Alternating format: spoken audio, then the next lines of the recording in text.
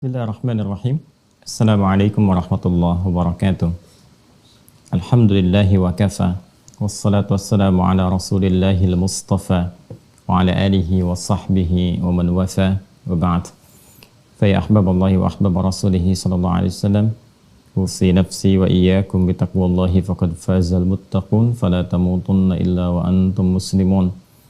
Faqala ta'ala Ya ayyuhalladzina amanu taqullaha haqqa tuqatih wa la tamutunna illa wa antum muslimun. Saudara-saudariku, berjumpa kembali. Alhamdulillah, kita awali dengan bersyukur pada Allah Subhanahu wa taala. Kita masih diberikan kesempatan beraktivitas sesuai dengan ajal yang telah Allah tetapkan. Semoga seluruh aktivitas kita, baik yang telah, sedang atau akan kita lalui, diridhai dan diberkahi oleh Allah Subhanahu wa taala. Semoga seluruh saudara-saudari kita yang berkehidupan, beraktivitas sampai dengan detik ini, namun belum beriman, diberikan kekuatan dalam jiwa dan lisan mereka untuk mampu bersyahadat sebelum wafat dan kembali kepada Allah. Pun demikian, semoga para pelaku maksiat, dan boleh jadi kita termasuk di antara mereka, diberikan kekuatan, hidayah dalam jiwanya, untuk bisa bertaubat dan memperbaiki kualitas kehidupan lebih baik, dan semoga kita semua wafat dalam keadaan husnul khatimah, insyaallah. Baiklah, kita akan mencoba melanjutkan kajian kita masih dalam pembahasan pokok yang kedua dalam dinul Islam, yaitu pokok ibadah, dan telah kita masuki dari pokok yang kedua itu tentang ibadah di bagian yang pertama, yaitu amalan pokok dalam ibadah berupa sholat. Di pertemuan yang lalu kita telah hadirkan pengantar pokok terkait dengan fikih sholat ini, yaitu tentang tata cara bagaimana memahami filosofi sholat, mengapa kita mesti menunaikan sholat, kemudian dalil-dalil yang terhubung pada perintah sholat baik dalam Al-Quran ataupun hadis-hadis Rasulullah SAW yang mengonfirmasi keterkaitan antara sholat dengan iman, ibadah dengan akidah. Pun demikian kita juga telah membahas tentang manfaat-manfaat sholat yang bila kita kerjakan justru seluruh manfaat dari ibadah ini akan kembali kepada pribadi dan diri kita masing-masing. Untuk itu tentunya kita berharap bahwa saat kita dapat menunaikan sholat ini mengonfirmasi kekuatan iman dalam diri kita. Kemudian yang kedua, menghadirkan manfaat seperti yang telah Allah sampaikan dan dirasakan betul oleh orang-orang yang berkehidupan di masa Rasulullah SAW ketika diajarkan oleh Nabi tata cara sholat dengan cara yang benar, maka ketenangan bisa diraih, kebahagiaan, kesuksesan, dan puncaknya adalah keterhubungan dengan Allah Subhanahu wa taala yang itu menjadikan kenikmatan dalam hidup bisa dirasakan. Untuk itulah hari ini kita akan mencoba memasuki bagian pokok tentang teknis pelaksanaan tata cara dan hal-hal yang terkait dengannya. Karena itulah kemudian kita akan langsung saja memulai pembahasan subuh ini terkait dengan tata cara ya. Jadi kita sudah masuk kepada praktek.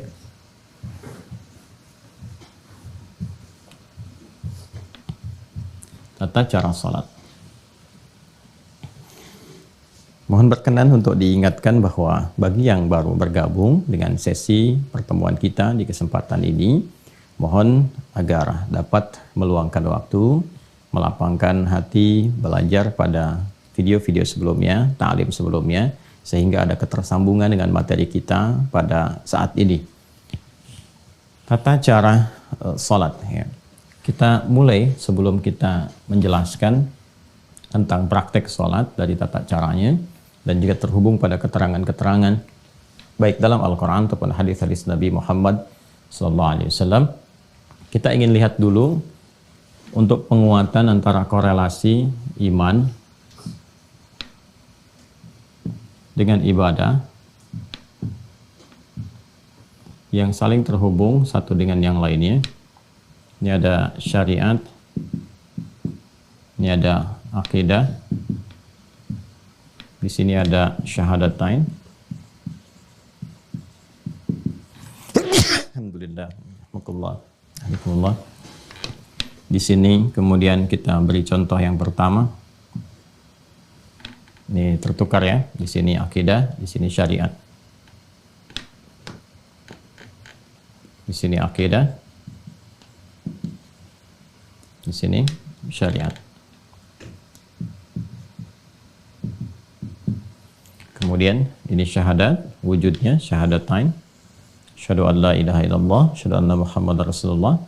Kemudian di sini pembuktiannya, implementasi dari komitmen syahadatain yang pertama adalah ibadah salat. Jelas ya? Baik. Nah, kita akan masuk ke praktek ini. Sebelumnya, kita turunkan dulu definisi para ulama tentang salat ini. Ya, kalau kita tuliskan dalam bahasa Arabnya kurang lebih seperti ini. Kita ambil yang umum saja. Ya. Seperti ini ya. Nanti turunannya juga bisa demikian, seperti ini. Bisa ditulis begini. Ya. Bisa dalam bentuk jamak seperti ini. Sholawat. Jelas ya? Pelan-pelan. Ini bentuknya bisa begini. 1, 2, 3. Seperti ini ya. Kurang lebih demikian. Bila bentuknya seperti ini, yang pertama ini bentuknya tunggal. Ya, mufrad, singular. Sudah? Dan punya maknanya juga tunggal. 1. Maknanya 1, mufrad, ya. 1 kali gitu. Bila disebutkan yang seperti ini bentuk ini, alif, lam, shad, lam, waw, terus di atasnya waw ini dekat ke lam ini ada alif tegak begini, ya. Kemudian ta marbutah. Ini pun bentuknya secara bahasa bentuk tunggal, tapi memiliki makna yang mencakup juga jamak. Maknanya, secara makna bisa mencakup jamak. Pelan-pelan ya, ini supaya mengerti betul, supaya paham betul sebelum ke praktek. Diulang ya. Kalau bentuknya begini, alif, lam, shad, lam, alif, ta. Maka ini bentuk tunggal. Ya, jadi tulisan seperti ini, bentuknya tunggal. Dan mengandung maknanya pun tunggal, mufrad, singular, 1 kali. Kalau bentuknya begini, alif, lam, shad, lam, waw, kemudian ta marbutah, dan di sini antara lam dengan wawnya ada fathah tegak, ya. Ini bentuk ini tunggal juga bentuknya, ya, secara kata. Tapi maknanya bisa mengandung unsur jamak. Ya. Contoh misalnya, kalau saya katakan bentuk seperti ini tunggal tapi mengandung unsur jamak, meliputi sesuatu yang banyak. Seperti al-ins, ya, atau insan. Baik, kalau disebutkan al-ins menunjuk pada sifat kelembutan, keramahan, penampakan, insan, totalitas aktivitasnya, itu kan bentuknya tunggal, ya kan? 1. Tapi dia mencakup cakupan yang luas, baik laki-laki atau perempuan. Insan itu kan manusia, mau manusianya laki-laki, mau perempuan, dan sebagainya. Jadi ada satu bentuk, satu kata yang dalam bahasa itu cakupannya bisa luas, bisa mencakup banyak. Ya. Jadi ini secara diksinya, tulisannya, bentuknya tunggal. Ini yang pertama, maknanya juga tunggal. Ini bentuknya tunggal, tapi maknanya bisa jamak, bisa banyak.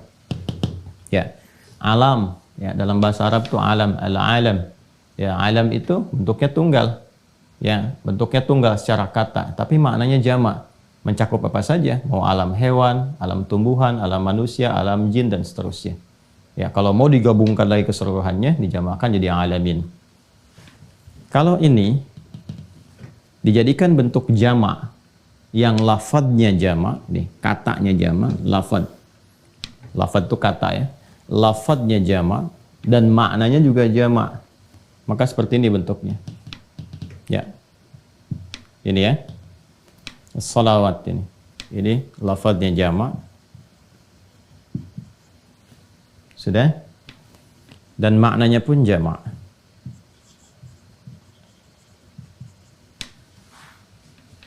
Jelas ya? Baik.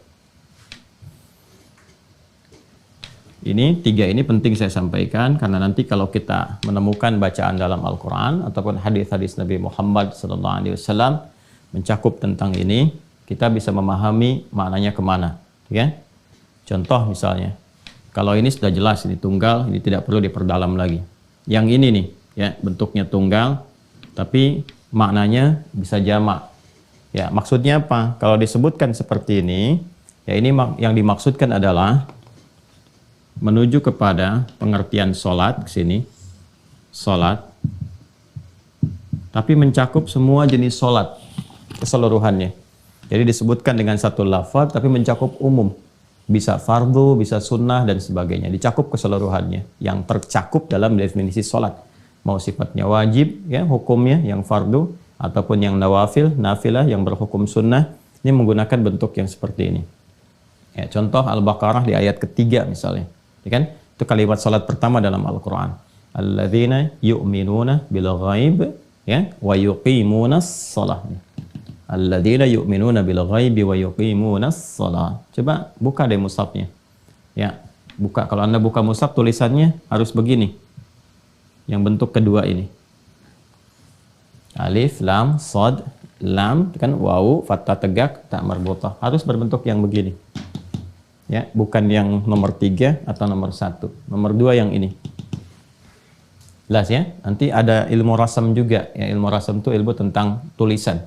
Di Al-Quran itu kan saat dituliskan di mushaf, itu mencakup jenis-jenis bacaan dan makna. Tercover di situ, makna dan bacaannya. Itulah mukjizatnya Al-Quran. Saat dibacakan, saat dituliskan pun nggak boleh sembarangan ya tulisannya. Makanya saya sarankan kepada teman-teman atau juga nanti ada adik-adik yang masih menulis atau di kuliahan, ya kan, bikin skripsi, tesis atau disertasi, kalau sudah akan menyantumkan ayat, saran saya jangan diketik sendiri, ya, masukkan misalnya, taruhlah ada dari aplikasi misalnya, ya, atau misalnya ada ya feature-feature tentang Quran yang bisa Anda copy paste dimasukkan, karena dari tulisannya ini punya mencakup makna dan lafaz tersendiri, ya. Jelas ya, seperti ini gambarannya. Alladzina yu'minuna bil ghaib, orang-orang takwa itu adalah orang-orang yang senantiasa meningkatkan imannya. Kalau pakai fi'il mudhari berkelanjutan ya, diterjemahkan lanjut terus-menerus, yang senantiasa meningkatkan imannya. Dengan cara apa? Ya, dia berusaha menunaikan secara maksimal ya salatnya dengan sempurna, wa yuqimunas shalah, berusaha menunaikan maksimal ya salatnya. Jadi bentuknya tunggal salat tapi mencakup bentuk jama'. Apa saja ya jenis sholatnya, bisa yang fardu, bisa yang sunnah. Jadi kalau orang itu imannya sudah mulai mau meningkat, singkatnya jangankan yang fardu, yang sunnah pun dia kejar. Ya, ini indikator peningkatan iman itu sudah mulai meningkat ya dari aspek ibadahnya. Di pertemuan-pertemuan lalu kita sudah menyampaikan bahwa ibadah ini selain mengonfirmasi keberadaan iman, juga menjadi indikator, ukuran atau parameter kekuatan iman seseorang. Jadi kalau ibadahnya meningkat, ini menunjukkan imannya kuat. Ya, kalau ibadahnya di pokok-pokok saja, imannya standar. Kalau ibadahnya yang pokok pun menurun, malas-malas dikerjakan, maka ini menunjukkan cahaya imannya lemah. Nah, maka di sini ketika menggunakan bentuk tunggal dengan makna jama', ini mencakup semua jenis sholat. Ya, jadi kalau orang sudah mau meningkatkan imannya, alladzina yu'minuna bil ghaib, semakin dia ingin tingkatkan, maka semua jenis sholat-sholat yang pernah diajarkan Rasulullah, disebutkan, diisyaratkan dalam Al-Quran, dia coba keluarkan, dia tunaikan. Ini yang dimaksudkan bentuknya tunggal, tapi mencakup maknanya jamak luas. Kalau sudah seperti ini, as-salawat ini, alif, lam, sad, lam, wawu, alif, tak maftuhah, begini, tak terbuka, maftuhah. Ini yang dimaksudkan bentuknya jamak. Sudah? Lafadznya jamak, maknanya jamak. Kalau ada bentuk seperti ini di dalam Al-Quran ataupun hadis-hadis Nabi Muhammad SAW, pada umumnya menunjuk makna salat fardu. Ya, salat fardu. Kalau yang seperti ini nih, bentuk ketiga, yang berhukum wajib. Baik, salat fardu itu kan waktunya ada 5 kan, 17 rakaat. 5 waktu, 17 rakaat. Ya. 5 waktu subuh, zuhur, asar, maghrib, isya, ya kan? Baik, nah itu 17 rakaat. Oke, 24, 4, 3, 4. 2 subuh, 4 zuhur, 4 asar, 3 maghrib, 4 isya. 5 ini kan bentuk jamak. Ya, saya ulang ya. 5 ini bentuknya jamak. 1 tunggal, kan? 2 itu sudah mutsanna dalam bahasa Arab, bentuk 2 dual. Kemudian lebih daripada itu sudah masuk kepada bentuk jamak. Nah, 5 waktu ini karena masuknya jamak untuk menunjukkan bahwa ini pokok, dan pokok itu kan sifatnya wajib. Kalau wajib itu sudah nggak boleh tinggal. Ya, sama sekali harus dikerjakan, nggak boleh tertinggal. Jangankan misalnya dari waktunya, dari rakaatnya pun harus sempurna. Betul, waktunya 5, cuman subuhnya 1 rakaat misalnya, ya keliru, ya kan? Tetap harus 5 waktu, 17 rakaat, harus sempurna keadaannya. Ya, karena sifatnya ini mengikat, fardu, pokok, wajib dilakukan, maka kata yang mewakilinya pun harus tegas sifatnya. Ya, nggak boleh bersifat umum. Nah, kalau ini kan masih umum nih, yang ini nomor 2 masih umum, ya kan? Walaupun tunggal mencakup jamak, tapi masih luas. Kalau yang ini jelas tunggal saja, bahkan bisa bermakna secara kebahasaan berarti doa, gitu kan? Nah, kalau yang ini, kalau sudah ada as-salawat, ini sudah jelas penunjukannya, dilalahnya jelas menunjuk kepada yang pokok, yang fardu dengan jumlah rakaat 17, dengan jumlah waktu ada 5. Contoh misalnya kita hadirkan Quran surah kedua Al-Baqarah ayat 238. Jelas ya? Paling kanan sebelah atas di pojok di mushaf. Ya, untuk mempercepat. Hafizu 'alas salawati. Bentuknya begini. Harus begini. Harus nomor 3. Ya. Hafizu 'alas salawati was salatil wusta wa qumu lillahi qanitin. Ada ayatnya? Ya, hafizu. Begini ya. Hafizu 'ala. Nah. As-salawat. Nah, bentuknya harus bentuk ketiga. Ya, perhatikan. Saya tidak mengetahui di terjemahan Anda yang saat ini pegang mushaf misalnya, atau ada aplikasi yang diinstalkan, ini diterjemahkan dengan apa. Ya, walaupun boleh jadi, ini rata-rata yang umumnya terjemahkan dengan jagalah gitu kan. Jagalah oleh Anda sekalian waktu-waktu sholat. Ya, jagalah oleh Anda sekalian ya sholat-sholat yang telah ditetapkan. Jadi kalau sudah bentuknya begini, ini yang dimaksudkan sholat fardu yang pokok. Ya, jadi jangan sampai tinggal nih, jangan sampai waktunya berkurang atau rakaatnya tidak tepat. Ini sudah sempurna ya, nggak usah kreatif. Jadi nggak usah mengurangi atau menambah. Jadi yang sempurna betul itu jangan dikurang, jangan ditambahi. Ya, dikurangi tidak sempurna, ditambah juga menjadi celah. Ingat ya. Dikurangi itu tidak sempurna, ditambah menjadi celah. Jadi sudah 5 waktu, 17 rakaat. Nah, ini yang pokok sifatnya yang fardu. Maka kalau sudah ditetapkan kata Allah, jaga. Nah, ini bentuk jaganya tuh menggunakan bentuk, kalau di ilmu saraf itu di tasrifnya dari wazan fa'ala yufa'ilu, hafadha yuhafidhu. Asalnya ini. Hafadha yuhafidhu. Ini. Ya. Bukan menggunakan kata hafidha yahfadhu yang begini bentuk yang gak ada alifnya. Sebentar ya, kita detilkan dulu supaya mengerti betul apa yang kita kaji. Kalau begini gak ada alif, hafidha, ini menjaga. Menjaga. Penjagaannya bisa dijaga secara fisikal, bisa dihafalkan. Dengan menghafal itu menjaga itu supaya nggak lepas. Ya, orangnya disebut hafidh. Hafidh.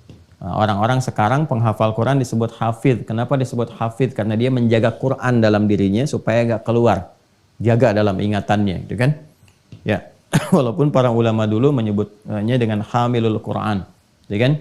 Ya, kalau di Al-Quran malah disebut dengan zikir hafalannya. Ya, orangnya zakir, ya zakirun al-Quran. Kembali ke sini ya. Jadi ini kalau hafidha, menjaga. Kalau yang ini ada alifnya, hafadha yuhafidhu, ya. Ini sudah ada alif, maknanya mufa'alah, bermakna saling. Saling menjaga. Jadi kalau pakai yang ini nggak pakai alif, hafidha yahfadhu, kata perintahnya ihfadh. Yahfadhu jamaknya, ya. Hafidha yahfadhu, ihfadh. Yahfaz. Begini. Kalau ini hafidho, dari kata hafadha, ya ada alifnya. Kalau tambahan ada alif setelah huruf pertama, ini maknanya saling. Wazannya fa'ala yufa'ilu.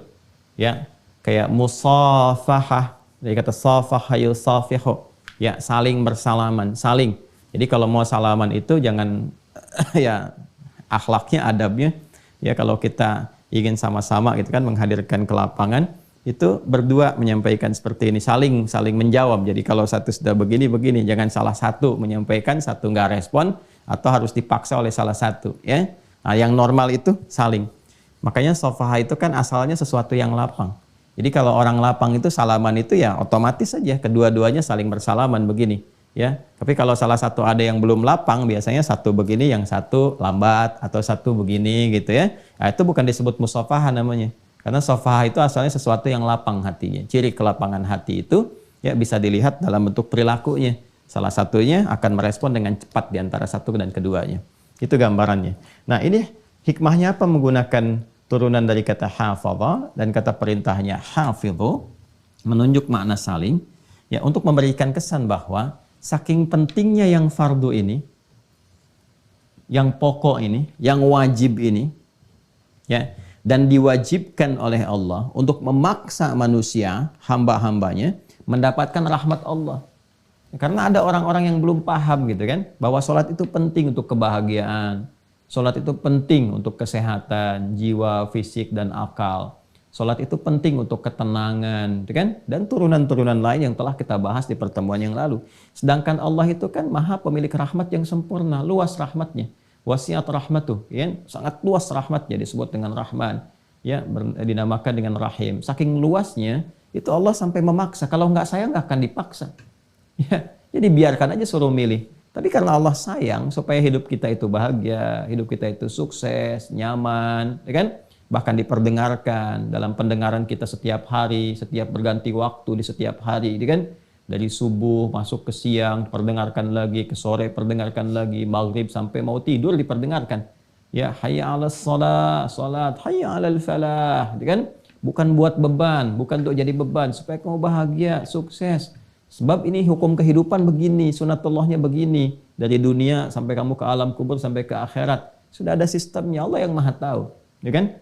Dan tanda kepatuhan kita kepada Allah. Dipaksa itu hukum wajib ini sifat memaksa karena sayang. Ilustrasinya begini secara sederhana ya. Walaysa kamitslihi syai'. Orang tua itu kalau melihat ada sesuatu yang penting, anaknya ngeyel, dipaksa kan? Udah kamu pergi aja. Kenapa sih? Nggak usah banyak tanya. Nah kan, kalau udah banyak tanya-tanya begitu, udah langsung disiapin, dipaksa gitu kan? Ya kalau perlu ditarik dan sebagainya. Pada sesuatu yang sangat penting.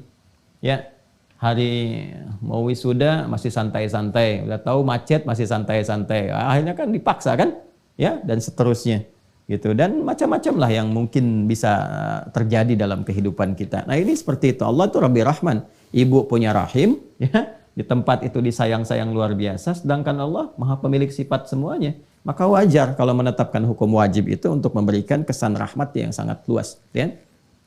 Nah ini, saking pentingnya ini, diminta kita itu saling menjaga. Karena boleh jadi yang satu itu tidak ingat. Ya, lupa. Atau tidak sadar. Kan itu sudah wajar ya. Kalau sudah lupa kan suka nggak ingat gitu kan. Nah ini kalau satu itu lupa, tidak tahu waktu, yang lain mengingatkan.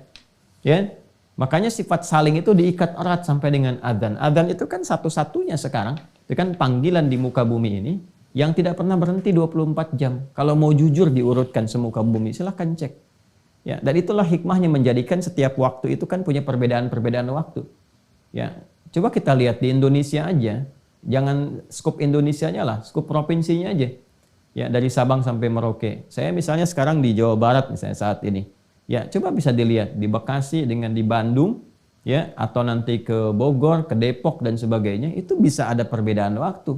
Baik dari detik sampai ke menit. Jadi menariknya satu tempat pun sini adzan, selesai, tempat ini adzan. Terus adzan. Kalau kita lihat tuh 24 jam gak berhenti tuh. Ya, untuk menunjukkan kesan bahwa ya hidup manusia itu harus bahagia, harus sukses, jangan lupa harus tenang dan sebagainya. Kuncinya ini. Ya, kadang-kadang memang ada yang aneh dalam kehidupan tuh. Minta diberikan jalan tapi jalannya nggak ditempuh. Ya, diberikan jalan sholat malah pilih jalan ninja. Ini jalan ninjaku, bukan. Jalan sholatmu itu yang harus diambil. Itu kebahagiaanmu itu ada di situ gitu. Suksesnya ada di situ. Kenapa harus cari yang lain? Ya kan? Ya, jadi ini gambarannya ya. Jadi disinilah penting kemudian ini diterjemahkan dalam bentuk perilaku. Karena itu wajar kalau dalam kehidupan, awas ya, karena ini fitrah. Ini sudah firman Allah. Kalau sudah firman melekat jadi fitrah. Ya, karena itu wajar kalau tiba-tiba kemudian ya ayah ibu bisa mengingatkan anak, nah sudah adzan, oh iya mah, karena ini sifatnya sudah melekat, ya kan? Atau anak bisa mengingatkan orang tua atau bahkan teman, atau yang paling dahsyat yang belum beriman teman anda, ya jalan dengan anda adzan itu bisa mengingatkan, sudah adzan dulu, apa kamu nggak sholat dulu tuh, ya, nah, itu bersyukurlah, alhamdulillah kan artinya ada satu pancaran yang sampai kepada jiwa dia, tinggal Anda sebagai temannya bagaimana mendoakan dia, bermohon kepada Allah dalam setiap sujud Anda di malam hari, menyontohkan nilai keislaman yang baik kan, nah, sehingga dia berkesempatan mendapatkan hidayah Allah Subhanahu wa taala untuk bersyahadat. Nah, ini ya sifatnya saling. Nah, ini kalau kita bawa ke dalam kehidupan berkeluarga atau kehidupan sosial misalnya, ada dipraktekkan. Saling itu kan wasilahnya banyak. Bisa dengan lisan mengingatkan bagi yang tahu kan, atau nanti dibuatkan jadwal-jadwal sholat, tempel tuh ya, kalau perlu ditempelkan di dinding misalnya, di kamar, di meja makan, nggak apa-apa, ditempelkan aja waktu-waktu sholat itu ya, supaya diketahui ya. Kalau mau ditempelkannya dengan kreativitas deh ya, waktu sholat, waktunya kamu bahagia ya, engkau mencari kebahagiaan, ini waktunya, engkau mencari kesuksesan, ini jalannya ya, dan seterusnya. Jadi kita tuh paham begitu melihat waktu sholat, nah ini nih waktu bahagia saya nih ya, waktu curhat saya, waktu sukses saya ini. Jadi cara-cara seperti itu memberikan ibadah itu ternikmati, memberikan kesan ternikmati. Nanti dengan pembelajaran kehusyuan bisa hadir. Bagaimana caranya kita nikmat ibadah ya, dan khusyuk dalam menjalaninya, nikmat, senang, nyaman dengan memahami hikmah di balik itu. Kemudian juga khusyuk dilahirkan dari pemahaman ya tentang tata cara pelaksanaannya. Sudah paham ya? Kalau sudah mengerti ini semua, baru nanti sebelum masuk ke praktek, kita jelaskan dulu ya maknanya, definisinya, artinya. Dari definisi itu baru diketahui praktek. Jelas ya? Baik. Kalau kita ingin turunkan definisi, maka kita gunakan dulu dari kata yang paling awal ke sini, ya. Salat. Tuliskan dulu ke sini. Salat secara bahasa, secara etimologi. Nah, di Islam itu Masya Allah ya, tradisi keilmuannya itu luar biasa gitu. Jadi semua hal yang akan dikaji itu selalu diawali dengan definisi dulu, untuk membatasi ruang pembahasan ya, supaya tercakup apa yang akan dibahas dan mengeluarkan yang tidak penting, yang tidak perlu dibahas, ya kan? Dan esensi-esensi pembahasan itu terkumpul dengan sempurna dan memberikan kesan penguat yang dimaksud, yang mau dibahas itu dalam aspek ini ya, bukan aspek-aspek yang lain, sehingga disebut ta'rif itu al-jami' wal mani'. Ya, al-jami' wal mani', yang mencakup dan melarang, mencakup semua yang akan dibahas, melarang yang tidak terkait supaya masuk ke dalamnya ya. Ini gambarannya. Jadi secara bahasa dulu, kalau bahasa nanti ini memiliki keumuman makna, mau ditarik kemanapun ya, itu bisa memungkinkan.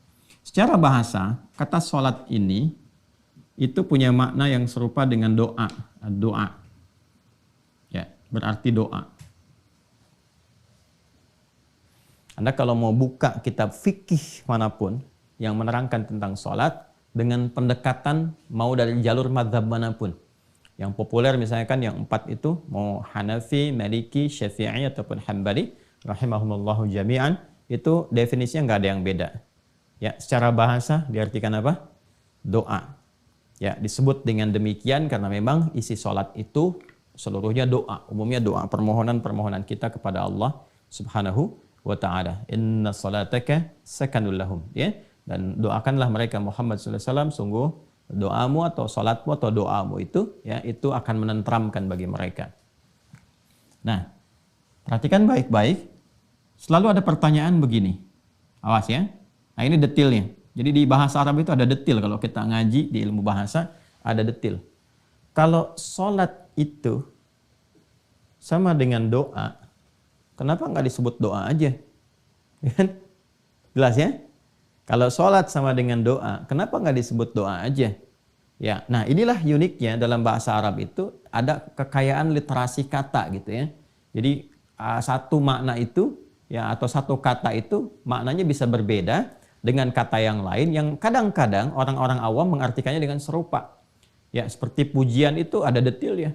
Ada alhamdu, ada asana misalnya. Ya, kapan itu digunakan? Seperti duduk, ada jalasa, ada qa'ada. Kapan itu digunakan? Ada detilnya.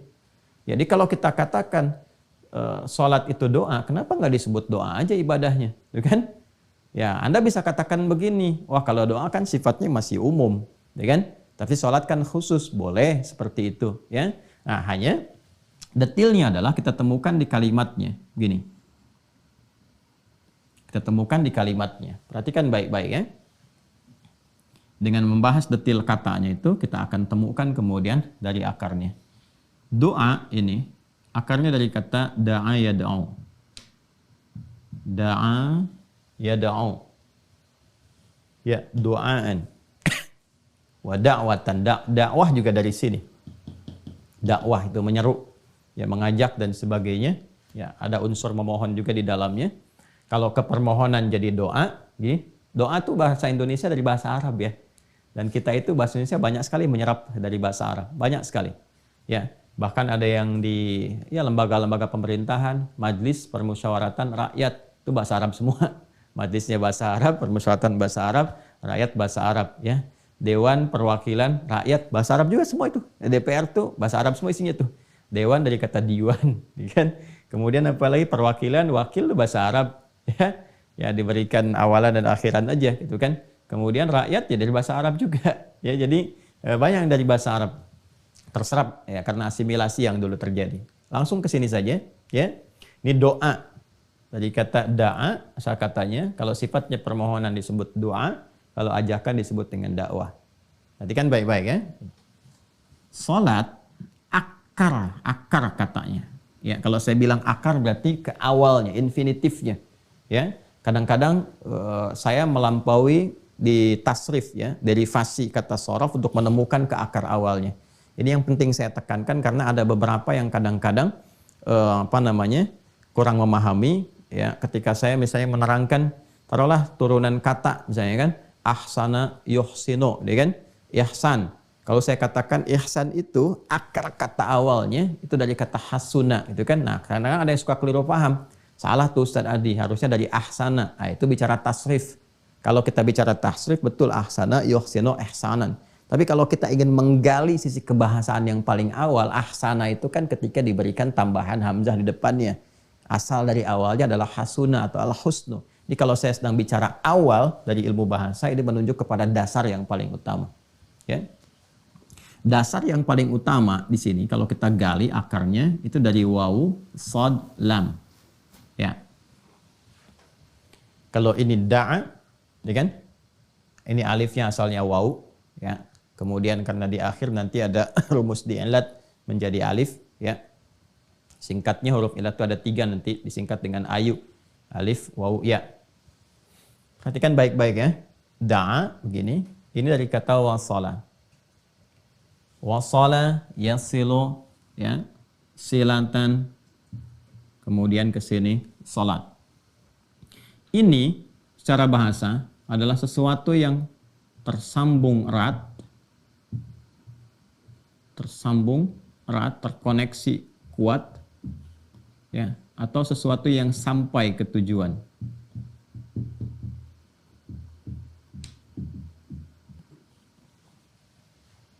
Pelan-pelan ya.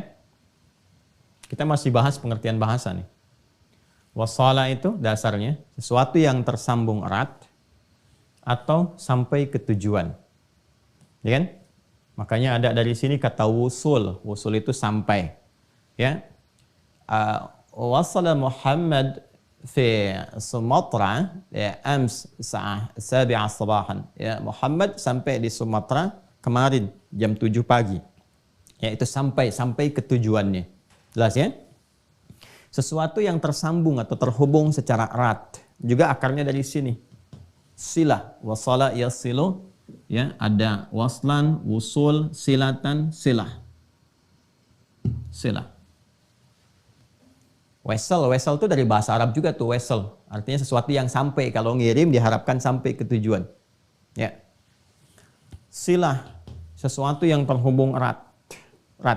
Masih ingat silaturahim? Ya kan? Silaturahim, kalau Anda mau kumpul-kumpul kan Anda katakan saya mau silaturahim dulu, ya kan?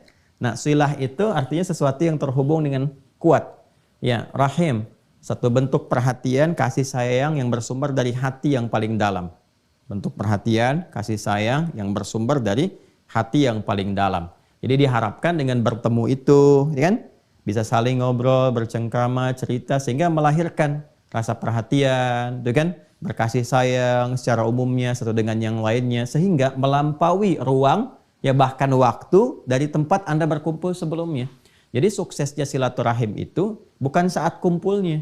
Kalau saat berkumpul Anda menyapa, wajar orangnya ada. Nanti setelah selesai itu, itulah saat Anda mampu mendoakan kawan Anda itu. Mampu menyapa dia, bertanya kabarnya. Itu yang dimaksudkan silaturahim. Jadi tetap terhubung dengan erat walaupun sudah berpisah ruang. Walaupun sudah berbeda waktu keadaannya. Dari pertama kali bertemu itu. Itu yang disebut dengan silah. Nah, ibadah yang melatih kita sehingga terhubung erat dengan Allah Subhanahu wa taala itu puncaknya. Ya, Anda dengan manusia aja bisa berhubungan erat. Kenapa dengan Allah terpisahkan? Ya kan? Ya, Anda dengan manusia bisa ingat, kenapa dengan Allah bisa lupa? Ya, antakulu yaumal qiyamati inna kunna an hadza ghafilin. Itu di penghujung ayat 172.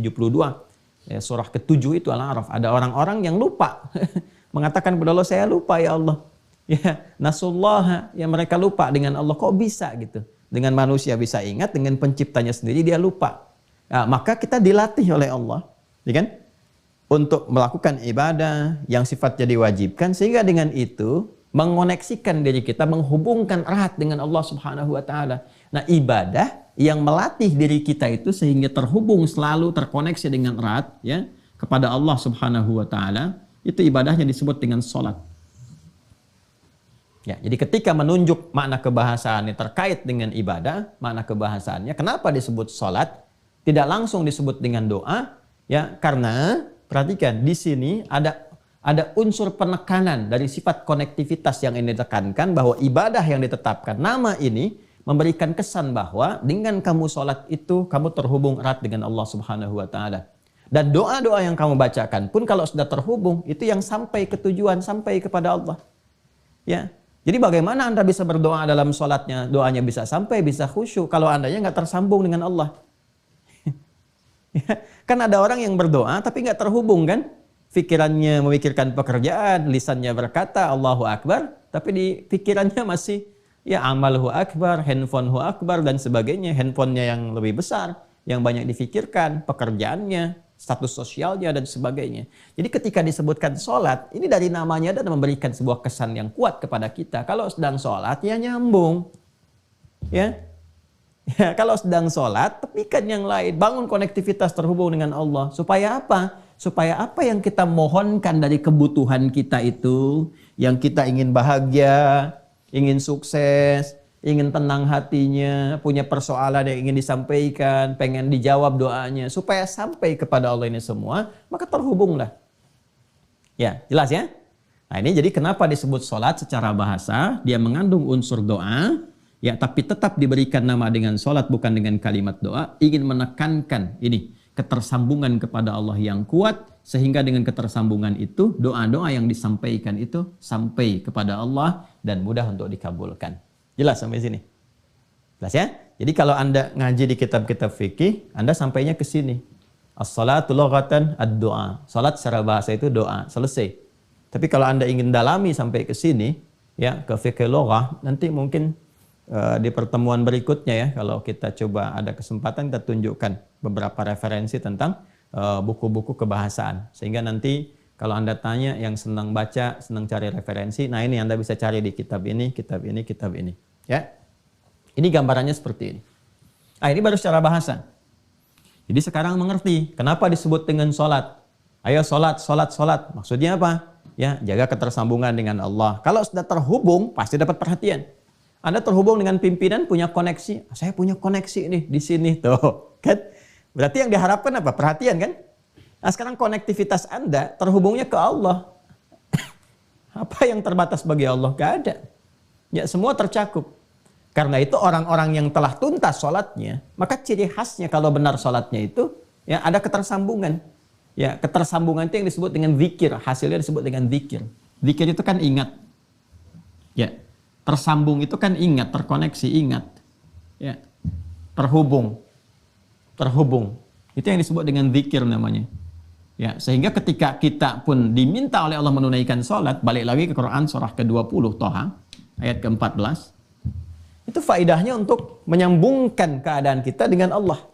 Ya, lihat kalimatnya, innani anallah, sungguh akulah Allah. Aku tegaskan kata Allah, akulah Allah, la ilaha illa ana. Allah menegaskan gak ada Tuhan yang layak dipertuhankan dan disembah kecuali aku, kata Allah.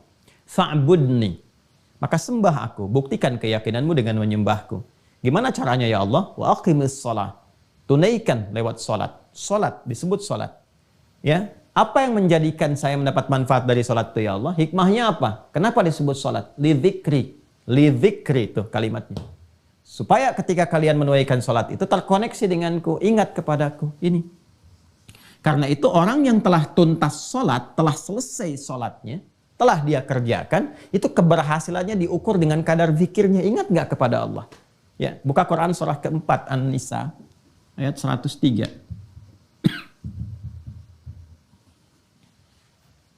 Ya, Quran surah 4 An-Nisa ayat 103.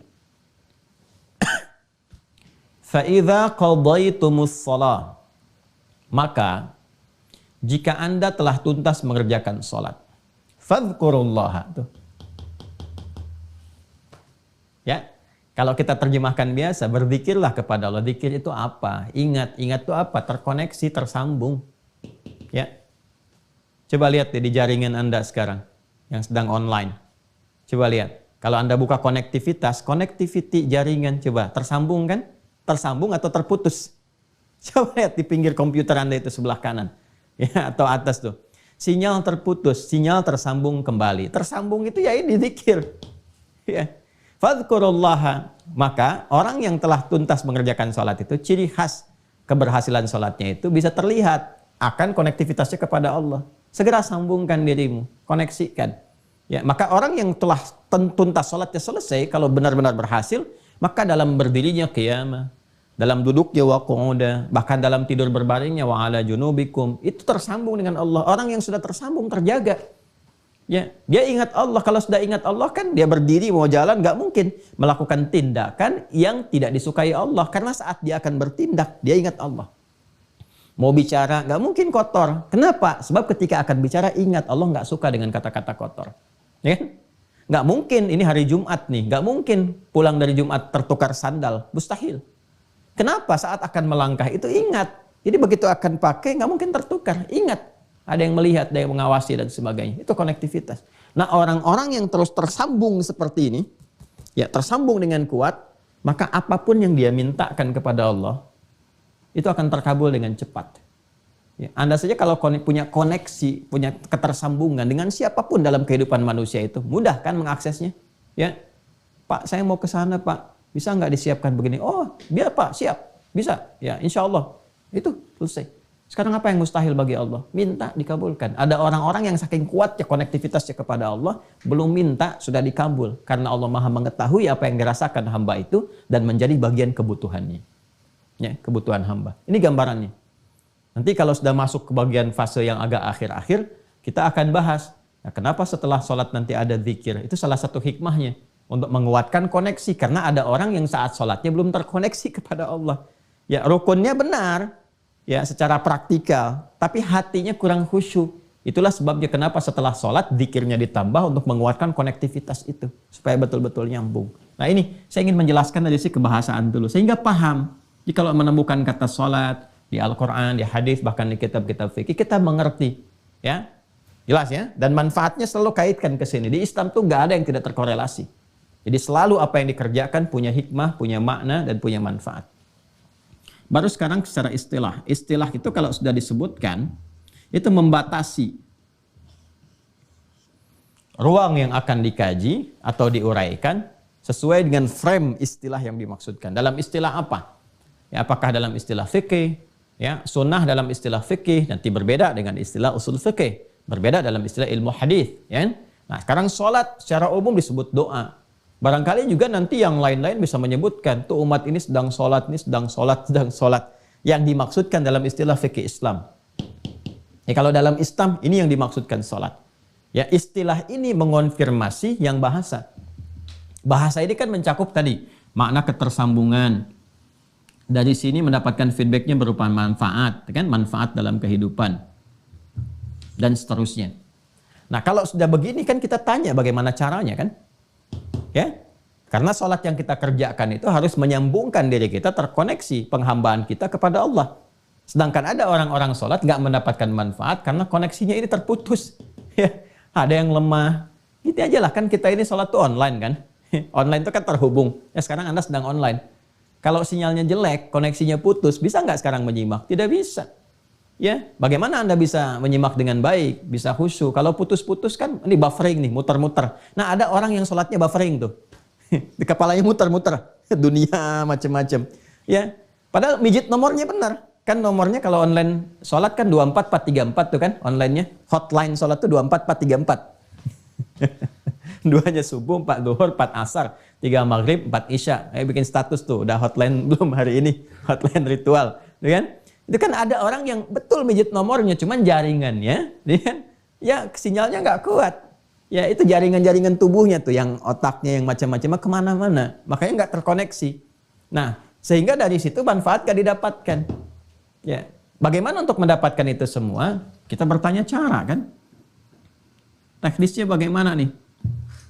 Ya, diinstal dulu tuh semuanya masuk, ya. Mohon maaf ya kalau bahasanya kita agak kembangkan sedikit ya, supaya kita bisa mengerti, karena dunia di setiap eranya itu kadang memiliki ragam bahasanya sendiri gitu, supaya ketersambungan itu ada. Caranya bagaimana? Ya kan? Teknisnya seperti apa? Supaya ini kita bisa install dengan baik, caranya bagus, tersambung, manfaatnya dapat. Kalau sudah bicara begini, maka ini harus dibatasi dalam pengertian istilah untuk menghadirkan teknis, tata cara, keterkaitan tentang penunaian sholat yang dimaksudkan. Maka kalau kita buka dengan penjelasan istilah, selalu dibuka dengan kalimat ibadah. Mengonfirmasi bahwa sholat yang kita kerjakan itu adalah masuk dalam ranah ini. Anda silahkan kalau buka kitab fikih manapun, ya yang paling standar, itu pengertian sholat itu selalu dibuka dengan kalimat ibadah. Ibadah yang dibuka kan dengan takbir, diawali dengan takbir dan ditutup dengan salam. Nih, secara umum dulu. Awas, kalimat ibadah ini mengonfirmasi bahwa sholat yang ditunaikan itu masuk pada kategori pokok yang kedua dari 4 pokok itu. Ada akidah, ada ibadah, ada muamalah, ada akhlak. Salat masuk pada kategori ini. Ketika disebutkan ibadah, konsekuensi keduanya mengonfirmasi dari iman. Artinya apa? Kalau dia salat, berarti dia beriman. Seperti hadis yang kemarin saya sampaikan. Jelas ya? Dan ayat yang tegas menyampaikan, wa ma kana Allahu liyudhi'a imanakum. Ya kan? Artinya kalau ada orang nggak salat, nggak ibadah, mengonfirmasi bahwa ada persoalan dalam imannya. Apalagi kalau dia mengaku muslim, mengaku beriman, nggak salat. Nah, ini persoalan serius. Ya? Nah, ini gambarannya. Ibadah yang dibuka dengan takbir, ditutup dengan salam, yang tata caranya, teknisnya diatur lewat penjelasan Nabi SAW. Penjelasan dan contoh Rasulullah SAW. Ibadah yang dibuka dengan takbir, ditutup dengan salam melalui aturan dan ketentuan tertentu. Aturan tertentu. Mencakup rukun dan syarat. Awas ya, jadi ada aturannya. Jadi bukan sekedar dibuka dengan takbir, diakhiri dengan salam, baru takbir langsung salam. Tidak. Ya, ada aturannya, ada ketentuannya, ada caranya, ada prakteknya. Awas, pelan-pelan ya. Nah, ini saya akan kotaki dulu.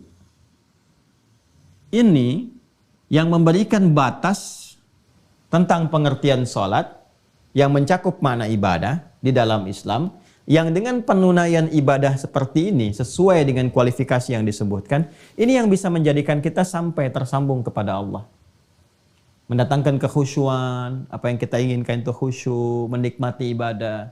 Dan dampaknya pada kehidupan melahirkan manfaat.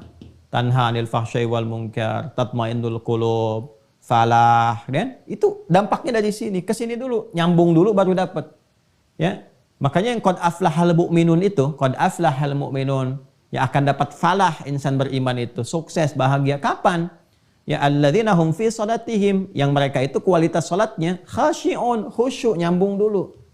Begitu tersambung, ada kenikmatan dalam salat, minta sesuatu, apa aja dikabulkan, falah dapat. Itu yang dimaksud hayya 'alal falah. Nah, cara ini harus terpenuhi dulu. Untuk khusyuk ada cara. Ya, jadi kalau kita mau ambil di sini, ya, tabelnya begini ya urutannya nih. Caranya dari cara dapat kekhusyuan, ya, dari khusyuk kemudian mendapatkan manfaat. Manfaat ini banyak nanti. Ada terkait dengan dunia, ada terkait dengan alam kubur, ada terkait dengan akhirat. Dan konfirmasi di akhirat saat hisab pertama kali itu sholatnya. Ya, punya koneksi nggak dengan Allah tuh? Ya, tersambung nggak? Ya, dia ada hubungan hamba dengan pencipta nggak? Khalik makhluk nggak? Itu yang pertama dikonfirmasi sholatnya dulu. Ya, inna awwala ma yuhasabu bihil abdu yaumal qiyamati as-salah. Amalan pertama yang akan dihisab di hari kiamat itu sholat. Ya, idza salahat salaha sairu amali. Ya, jika bagus sholatnya, ini pertanda baik amal-amal yang lainnya. Wa idza fasadat fasada sairu amali. Dan jika jelek sholatnya, ada persoalan, ini menjadi pertanda yang tidak baik untuk amal-amal yang lain. Karena ini amalan pokoknya. Ya, ini tiang-tiangnya. Ya, ini ya. Jadi kalau kita ingin sampai ke sini nih pertanyaannya, ya. Ustadz, kok bisa sholat mencegah perbuatan keji dan mungkar yang dulu-dulu, gitu kan? Ya, itu terjadi. Kenapa yang sekarang sholatnya sama, tapi tidak melahirkan manfaat-manfaat yang dimaksudkan? Cek, khusyuk nggak sholatnya? Ya? Oh, ternyata nggak khusyuk. Kenapa? Lihat caranya, cara menunaikannya. Nah, ini persoalannya.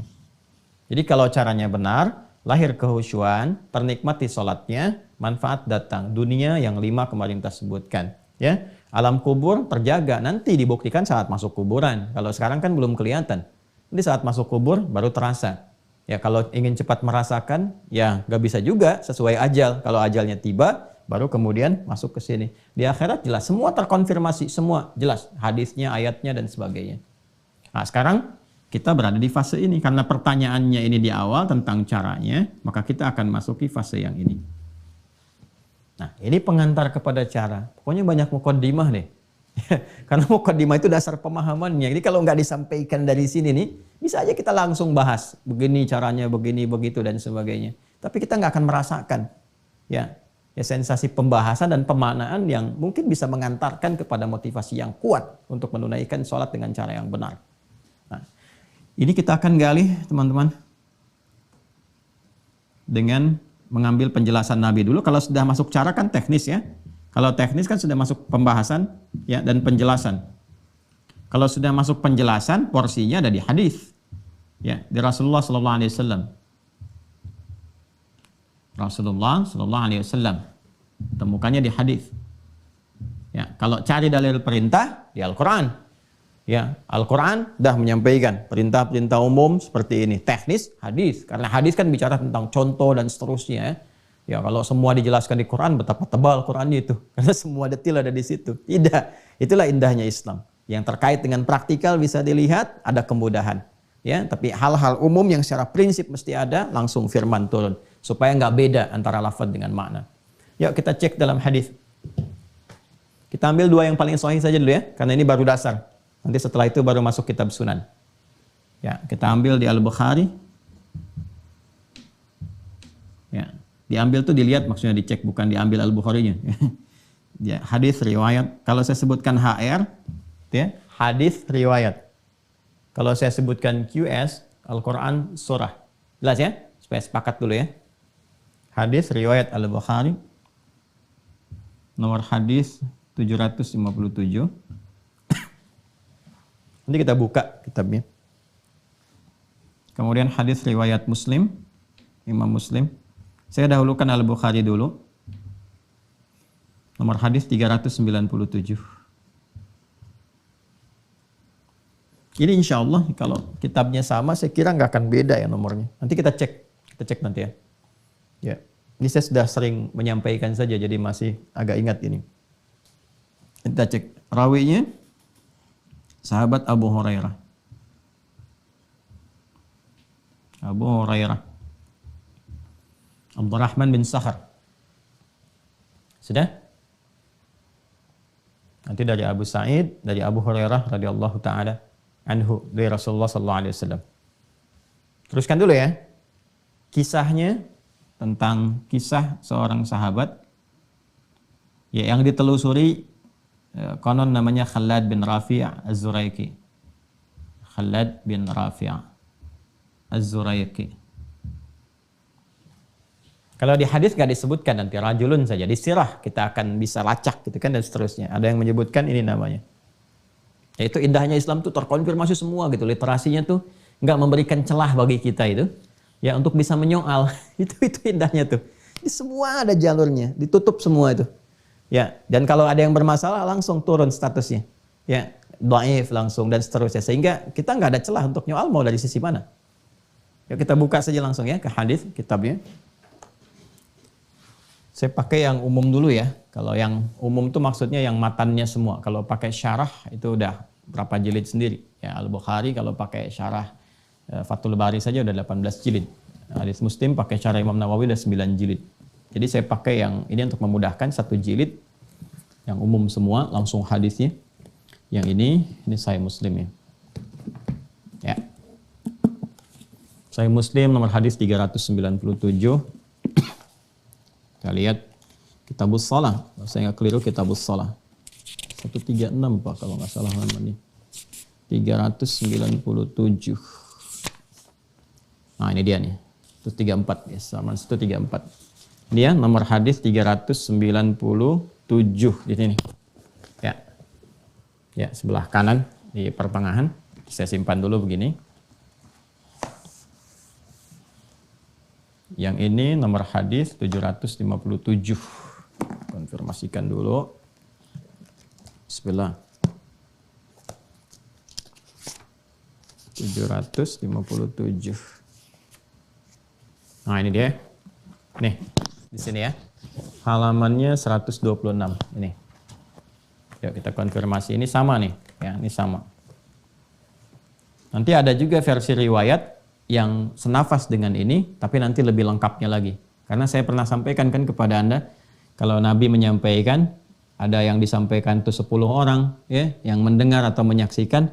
Kadang-kadang kalau cerita lagi kepada yang lain kan, ya, isinya sama, tetapi kadang-kadang versi bahasanya berbeda. Ada yang menyampaikan secara singkat begini, ada yang menyampaikan urutan-urutan dari awal, ya kan? Kamu tadi ngaji apa sama Ustadz Adi? Ya, ada 3 yang menyimak secara bersamaan. Itu ceritanya bisa beda tuh, walaupun mungkin yang disampaikan isinya sama.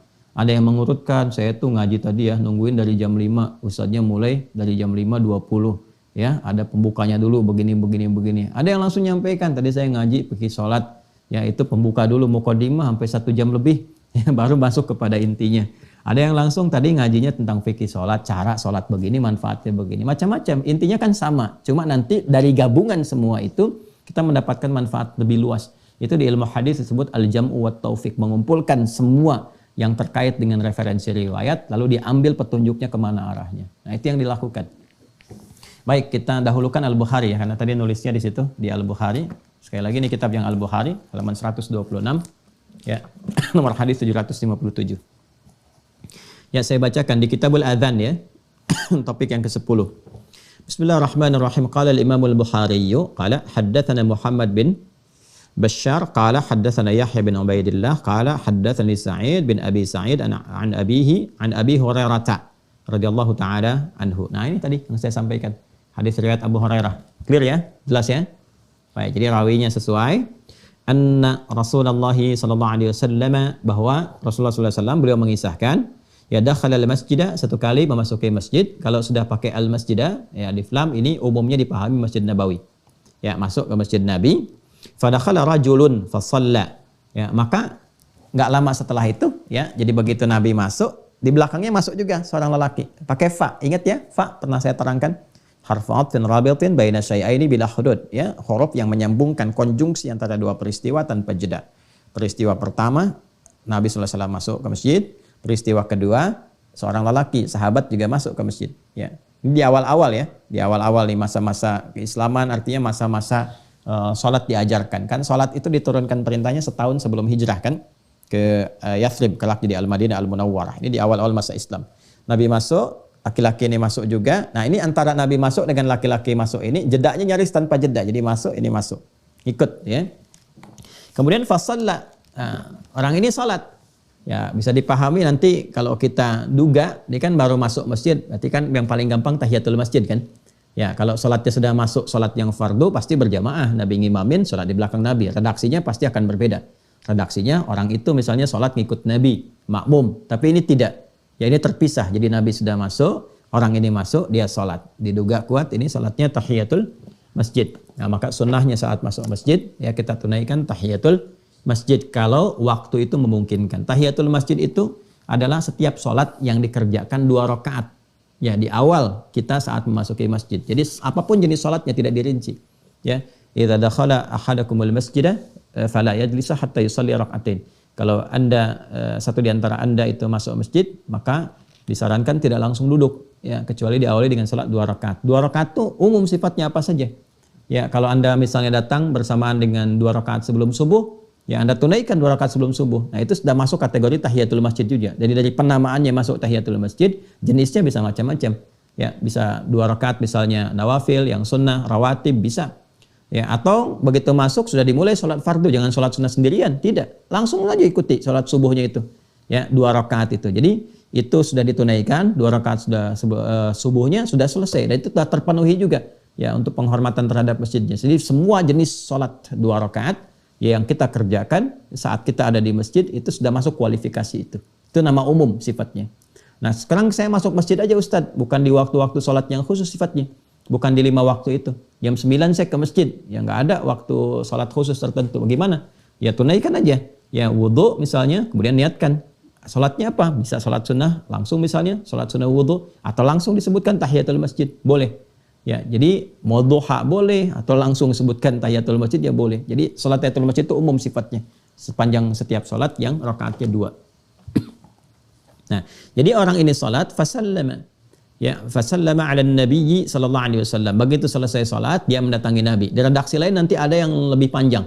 Ya, begitu dia fasallama, ya, dia salam thumma atan nabiyya sallallahu alaihi wasallam. Ya, dia datang kepada Nabi sallallahu alaihi wasallam. Ini redaksinya dipersingkat. Tadi kan gimana orang yang menyampaikan kepada kita itu redaksi yang diterima dari orang-orang yang ada, dia mengisahkan sampai kepada kita. Fasallama 'ala nabi sallallahu alaihi wasallam, maka dia datang kepada Nabi sallallahu alaihi wasallam mengucapkan salam. Faradda, maka Nabi membalas salamnya. Nah, ini ingat ya, menyampaikan salam sunnah, menjawab hukumnya wajib. Jadi kalau orang mau siapapun ngasih salam, jawab. Ya, jawab. Jangan melihat perasaan karena itu hukumnya wajib. Ya, kalaupun ada sedang bersengketa, dia mengucapkan salam, jawab dulu aja. Waalaikumsalam warahmatullahi wabarakatuh. Itu bisa melenturkan juga. Ya. Ya, ada suami istri sedang punya masalah, suami pulang ke rumah, Assalamualaikum, lam. Atau dilirik apa? Kok nggak dijawab mah? Ya, sir. Salam nggak bisa sir, jahar, ribut lagi deh. Enggak, salam jawab aja. Ya, boleh jadi dengan itu nanti ada satu hikmah tertentu untuk melembutkan jiwa.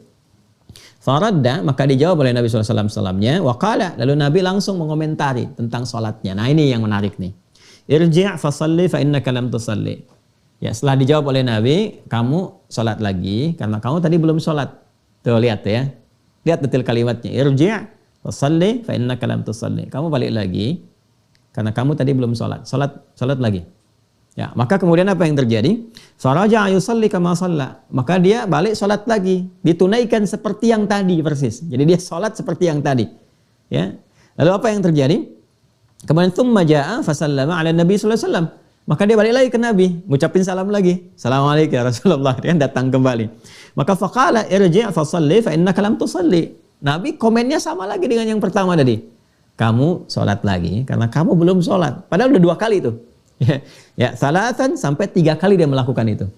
Jadi dia sholat, setelah selesai datang lagi pada Nabi, dia nyalamin, ya maksudnya memberikan salam, assalamualaikum ya Rasulullah. Dijawab waalaikumsalam. Ya, sudah dijawab waalaikumsalam, ya kan, dijawab salamnya, faradda alaihi. Kemudian Nabi mengatakan, kamu sholat lagi karena kamu belum sholat. Padahal sudah sholat. Diulang datang lagi disampaikan yang serupa sampai 3 kali. Ya, setelah yang ketiga kali ini faqala, maka dia kemudian berkata, dia menyadari nih, ini ada yang salah nih. Saya disuruh sholat lagi pasti ada yang salah. Nah, ini yang paling menarik ya. Nah, maka apa yang dia katakan? Fawalladzi ba'atsaka bil haqq ma uhsinu ghairah. Ya Rasulullah, ya Rasulullah, demi Allah yang telah mengutus engkau bil haqq dengan semua kebenaran. Kau itu yang paling benar, ajarannya benar, semua yang melekat padamu benar. Ini bahasa yang sangat sopan, halus sekali. Ya, ini sudah memberikan kesan, Apa kesannya?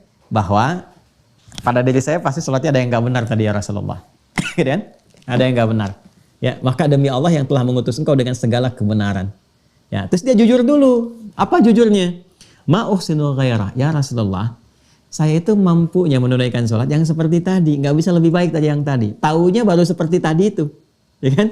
Maka alimni fa'alimni, mohon ajarkan saya seperti apa yang benar. Ini hebat sekali. Ya, ini hebat sekali. Jadi sahabat itu seperti itu, Bapak Ibu sekalian, teman-teman. Kalau ada merasa yang kurang tepat, itu minta diajarin, bukan mempertahankan kesalahan. Dan nggak pernah protes. Kenapa ya Nabi? Tadi kan udah sholat, ya? Kok diulang lagi ya Rasul? Ya Rasul capek diulang-ulang, nggak apa begitu, ya? Coba deh, kalau tipikal sahabat ini ditanamkan, ya kan harus ada trust juga ya. Ada trust, dari trust itu anak nggak protes, ya. Anak disuruh, nah ulangi sholatnya, kenapa sih kan tadi barusan udah sholat, ya padahal ada yang salah tuh. Nah coba dilihat lagi, nanti ada fikihnya tersendiri, ya fikih, nanti ada fikih pembelajaran dari orang tua ke anak, kan Nabi contoh teladan, ya ngajarkan ke anak bagaimana, ke cucu bagaimana, ke teman bagaimana. Ini sahabat nggak marah, nggak protes, langsung sami'na wa ata'na. Ya Rasulullah, yang telah, demi Allah yang telah mengutus engkau dengan segala kebenaran. Ya saya merasakan, ya saya ada yang kurang, tapi saya nggak mampu, dapatnya begini taunya. Mohon ajarkan saya. Nah di sini, ya respon inilah yang kita keluarkan menjadi pembelajaran kita saat ini. Fa'alimni, mohon ajarkan saya. Begitu kemudian ada permintaan seperti itu, faqala, Nabi langsung memberikan respon. Apa responnya? Idza qumta ila shalah, idza qumta ila shalah. Kalau kamu ingin sempurna menunaikan salat. Nah, ya. Ingat gak yang saya sampaikan itu, kata salat tuh di Al-Qur'an itu selalu diawali dengan derivasi kata aqama, yuqimu, iqamatan.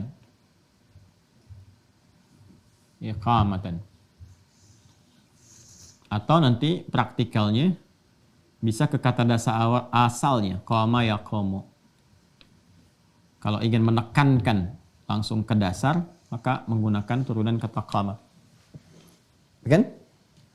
Kalau ingin penegakannya secara sempurna, menunjuk kepada arahan, maka gunakan kata aqama. Ya. Aqama itu sesuatu yang ditegakkan dengan sempurna, dengan baik. Ya. Dengan baik. Nanti beda-beda maknanya. Ada qama, aqama, qawwama ada. Ya, qawwama yuqawwimu taqwiman. Laqad khalaqnal insana fi ahsani taqwim. Ar-rijalu qawwamuna 'alan nisa. Ada, ya. Nanti ada maknanya sendiri. Kalau sudah ke aqama, artinya berusaha, ya, menjadikan sesuatu itu tegak sempurna. Ya, karena itu kan seringkali terjemahkan tegakkan sholat. Tegak yang dimaksud itu menunjuk kepada usaha yang sempurna.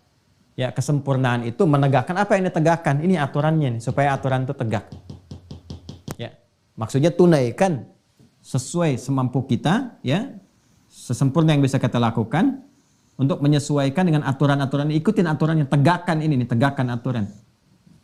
Ya, tegakkan hukumnya. Kalau ini diikuti dengan baik, ditegakkan aturannya, maka sempurna keadaan sholat kita.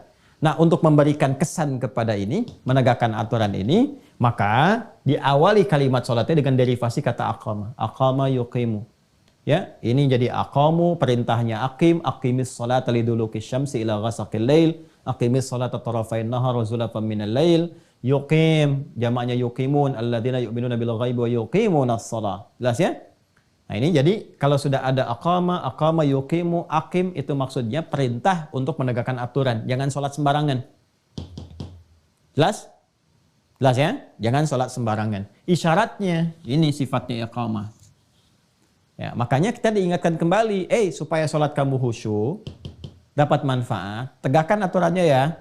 Kan? Jangan keluar dari aturan, jangan menyimpang kemana-mana, kuatkan koneksinya, siapkan dulu. Karena itu setiap kali sebelum sholat itu, ini ada iqamah nih. Coba kalau berjamaah kita, ada yang iqamah kan? Cuma ya kita kan kadang di Indonesia umumnya senang menyingkat-singkat. Iqamah, singkat aja, qomat. Ya, qomat tuh, qomat tuh singkatan dari iqamah. Ya, qomat. Ya, qomat. Dari mana nyingkatnya? Dari sini ketika akan ditegakkan. Qad qomatis shalah. Oh, qomat tuh. Jelas ya? Padahal isyarat awalnya untuk menegakkan ini dari kata iqamah. Aqama yuqim iqamah. Kalau di Arab biasanya orang Arab langsung iqamah. Ya akhi iqamah, ya kan? Ya akhi, ingatkan yang lain, tegakkan aturan, siap. Makanya ketika akan sholat, ini nanti ada panduan kekhusyuan. Disiapkan supaya khusyuk. Nanti saat masuk teknis, ya saya terangkan lafaz-lafaz iqamah itu yang senafas dengan adzan. Allahu akbar. Ya kan? Syahadu an la ilaha illallah, syahadu anna Muhammadar Rasulullah. Ya kan? Hayya 'alas shalah, hayya 'alal falah, qad qamatis shalah. Nah, pakai qad. Kenapa pakai qad? Kenapa dari aqama pindah ke qama ke sini? Nah, itu ada maknanya sendiri. Nah, jadi kalau sudah ada iqamat, artinya ini panduan kepada kita pengingat untuk mulai menegakkan aturan supaya khusyuk. Supaya khusyuk. Dan nanti kata khusyuk ini, ya kata khusyuk nanti kita akan bahas detail. Puncaknya adalah membawa kita tersambung ke sini, ke Allah. Ya. Itu nanti di Al-Baqarah ayat 45 sampai 46. Nanti kita bahas detail. Ya. Wasta'inu bis-sabri was-salah wa innaha lakabiratun illa 'alal khashi'in. Siapa khusyuk itu? Alladzina yadhunnuna annahum mulaqu rabbihim. Ini. Ya, tersambung dengan Allah. Jadi kalau kita benar ini nyimak iqamat dengan benar, belajar aturannya. Jadi begitu qamat, ya, begitu iqamah, Allahu akbar, ingat ini, terbawa kita ke sini. Jelas ya? Nah, jadi iqamah itu bukan kalimat-kalimat sembarangan, bukan formalitas sholat dimulai. Ya, bukan formalitas jamaah disiapkan, tidak. Ya, ini mengikat semua. Makanya mengikat ke imam juga. Begitu iqamah disampaikan, ya, diperdengarkan, imam kan berbalik melihat makmum semua. Ya, lalu melihat safnya, istaqimu, dilihat itu. Ya, itu bukan tanya jawab, sudah tahu, tidak. Itu begitu dicek tuh dilihat. Saya kalau di Tripoli itu muter. Ya, minimal saf terdepan itu. Ke samping itu ngelihat. Terus dilihat kakinya, dilihat lurusnya dan sebagainya. Terus dilihat siapa yang sholat. Ya, siapa yang sholatnya? Apakah orang mampir, transit, atau orang mukim? Ya, kemudian orang tua atau yang remaja atau anak-anak kecil. Selain nata sholat, nata saf dalam sholat, itu menata nanti surat apa yang dibaca supaya tercover ya oleh makmum pada umumnya. Jadi makmum tuh bisa kuat. Jangan sampai cuma istaqimu, nengok juga enggak. Ya, enggak tahu siapa yang sholat di belakang. Dibacakan Al-Baqarah. Ya, sholatnya sholat Isya sampai akhir lagi. Ya, 286 dibagi 2. Begitu nengok enggak ada yang tahan di belakang, udah hilang semua. Ya, jadi lihat siapa yang sholat.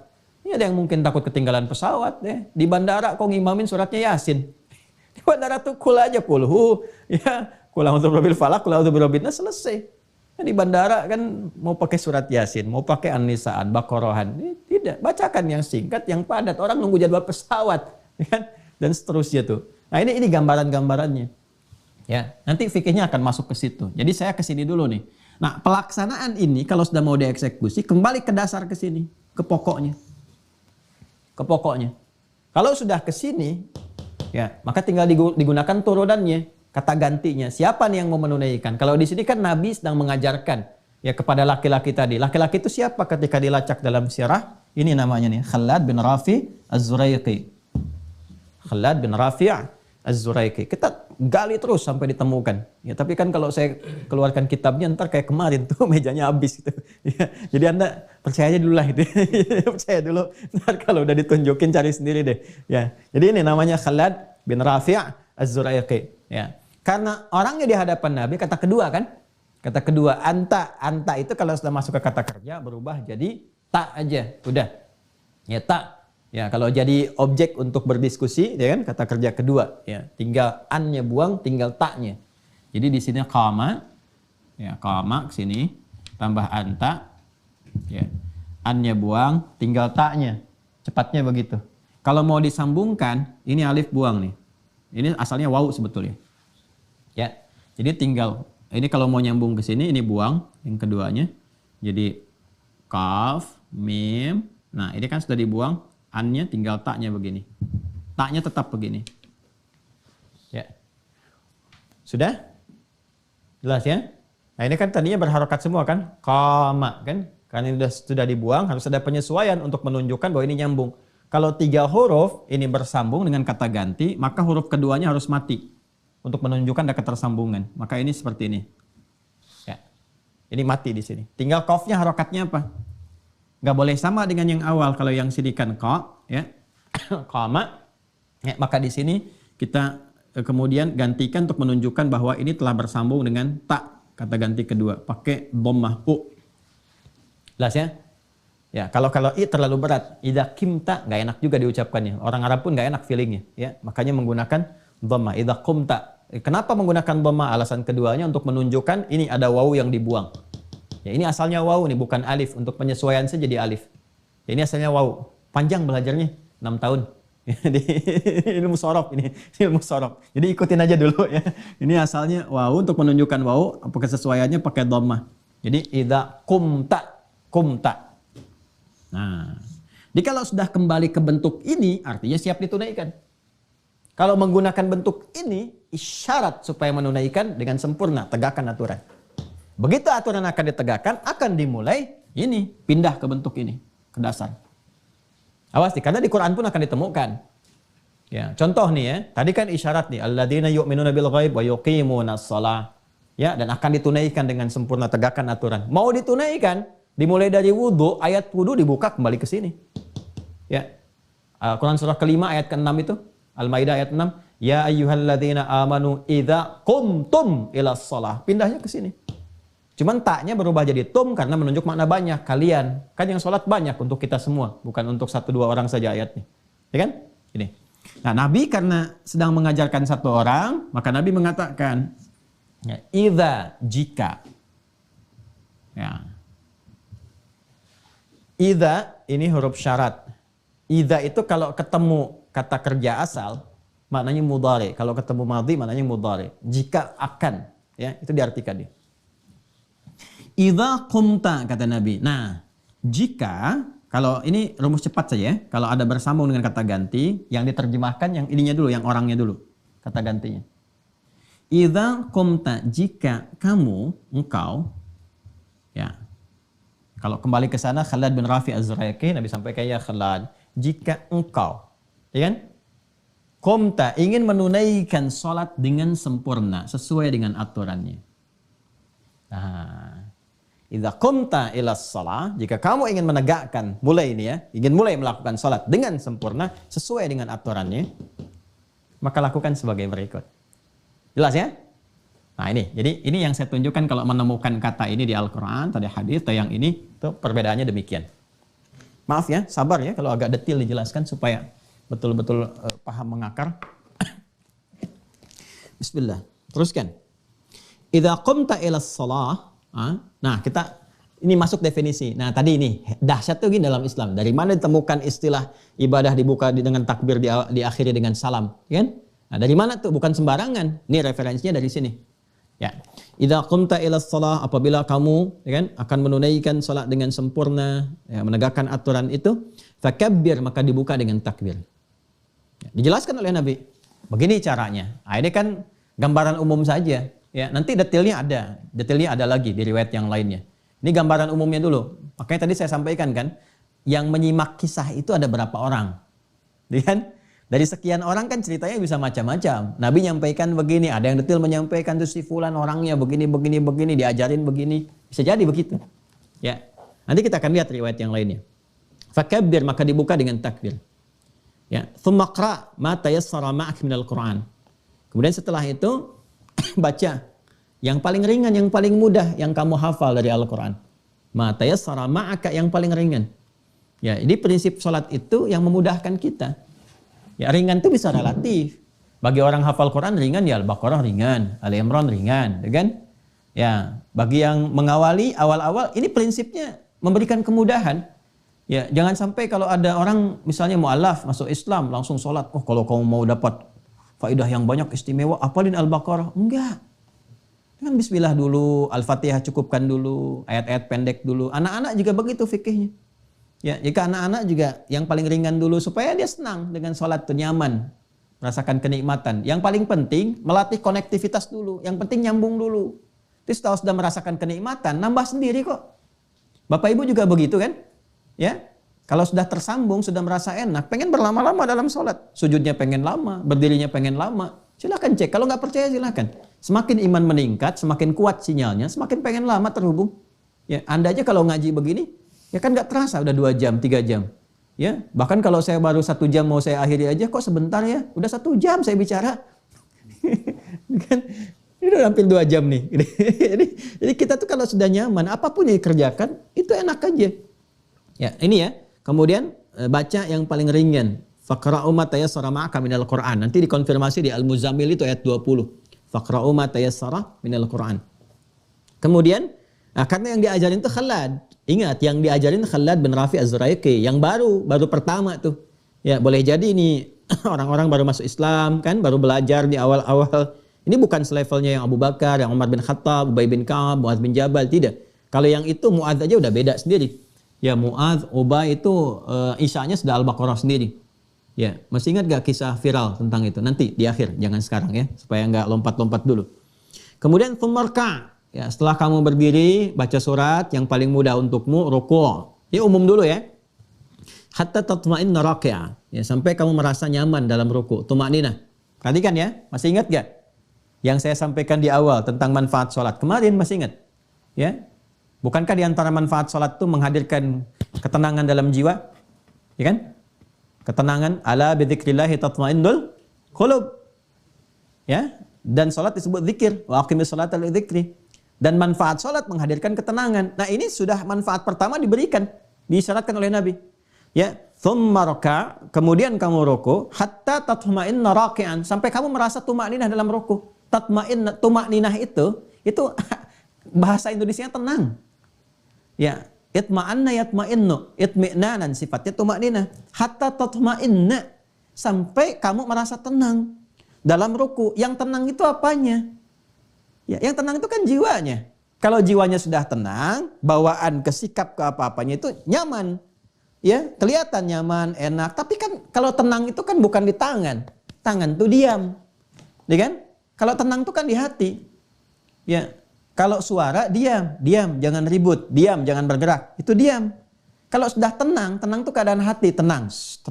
Dari hati dipancarkan ke sikap, jadi diam. Ya, hatta tatma'inna raki'an, sampai kamu merasa tenang. Artinya apa? Jadi kalau orang sholatnya benar dari berdiri saja, itu kedampak ke hati sudah enak, dan nyaman. Cirinya apa? Ketika dia ruku, tumakninah dalam ruku. Tumakninah itu apa? Salah satu maknanya ada ketenangan pada jiwanya. Begitu tenang, rukunya nyaman, beredar darah dengan sempurna, lurus, saraf-saraf yang kejepit, yang bagian punggung yang macam-macam tuh kalau benar rukunya. Nanti kalau udah masuk ruku kita tunjukkan. Ya sampai detil.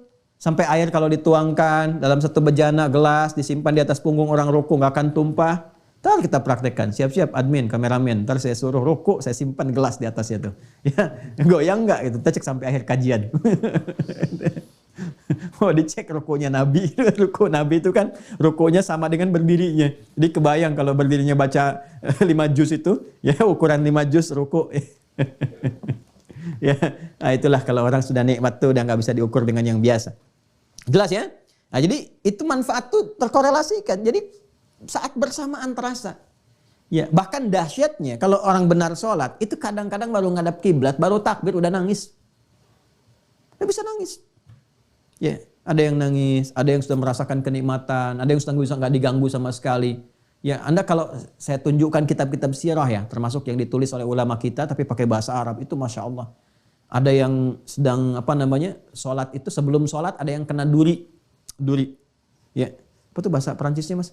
Kacugak ya. Kacugak tuh. Ya, kacugak tuh perapatan Ciamis. Ya, kacugak tuh kena apa ya? Beling ya, beling-beling kecil itu. Ya, kena kaki misalnya. Ya. Itu sahabat Ali bin Abi Thalib ya, ketika terkena itu duri di kakinya itu, mau dicabut susah, memerah wajahnya, pertanda kelihatan gitu sakit karena dalam itu. Sahabat yang satu bilang, tenang, saya tahu kapan waktunya dicabut, biarin aja katanya. Begitu sedang sholat, dicabutlah duri itu. Ada sahabat yang ngambil itu. Diam, nggak ada ekspresi, nggak ada apa, diam aja. Kisahnya banyak lah, kisah-kisah tentang dahsyat seperti itu tuh. Ya, wah ini luar biasa lah, luar biasa ya. Dan ini hal-hal yang mungkin kalau kita bisa belajar, ya mudah-mudahan mendekati ya sifat-sifat kenikmatan sholat, kenikmatannya. Nah ini tatmainnah dalam ruku. Thummarfa, kemudian bangkit dari ruku hatta ta'tadila qa'iman. Ya, hatta ta'dila qa'iman, sampai dia tegak sempurna. Makanya disebut i'tidal. Ya, dari bahasa hadis Nabi. Jadi istilah-istilah ini bukan dimunculkan ulama sendiri, tidak. Ya, sampai tegak sempurna, lurus. Nanti ada detailnya lagi di At-Tirmidzi, nanti ada hadisnya detail. Ya, bagaimana cara tegaknya itu? Dari punggungnya dilihat, dari punggungnya, rusuknya seperti apa, ngadepnya kemana. Pokoknya sehat deh kalau benar-benar sholatnya bagus itu. Ya. Kemudian masjud, kemudian sujud setelah itu hatta tatma'inna sajidah, sampai kamu tumaninah dalam sujud. Sujud itu sudah tumaninah sendiri. Ya, Masya Allah ini ya, benar-benar deh kalau selesai sholatnya betul itu harusnya nggak ada kegelisahan itu. Tsummarfa, kemudian bangkit dari sujud hatta tatma'inna jalisan, sampai kamu duduknya itu tumaninah. Ya, waf'al dzalika fi salatika kulliha. Nah, kalau sudah paham begitu, dari berdiri, ruku', i'tidal, sujud, duduk, kerjain deh sesuai dengan jumlah rakaatnya di semua sholat yang kamu kerjakan. Kata Nabi begitu. Nah, ini bahasa umum di Al-Bukhari. Ya, di Muslim senafas dengan ini. Jadi di hadis Muslim berhadis 397 itu sama persis dengan ini. Ya, sama persis. Jadi saya tidak baca ulang karena semua sama. Hanya ada beberapa penekanan-penekanan, kayak misalnya di sini ta'dila, di sini ta'tadila. Jadi bisa dibaca ta'dila, bisa dibaca ta'tadila. Ya, contoh kalau kita baca cepatnya dari Alimni, ya kan? Idza qumta ila as-salati fakabbir, thumma iqra' ma tayassara ma'aka min al-Qur'an, thumma irka' hatta tatma'inna raki'an, thumma irfa' hatta ta'tadila. Nah, benar kan yang saya katakan? Jadi kalau di sini ta'dila, di sini ta'tadila. Ya, ini biasa. Kan tadi saya katakan kalau ada yang hadir berapa orang menyampaikan, yang ini menyebutkan dengan kata ini kata B, atau ini ada penekanan tapi substansinya sama.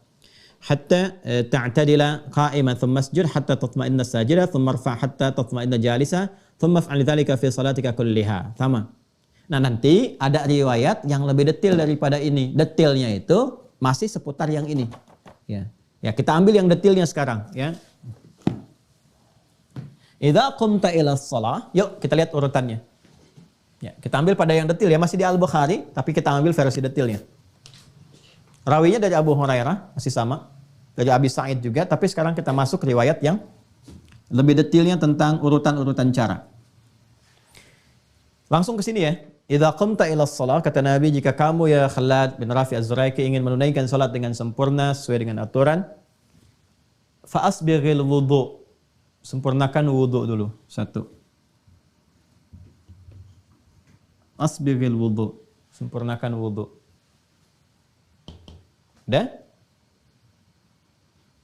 Dan kesempurnaannya menggunakan kata isbagh. Asbighil wudu.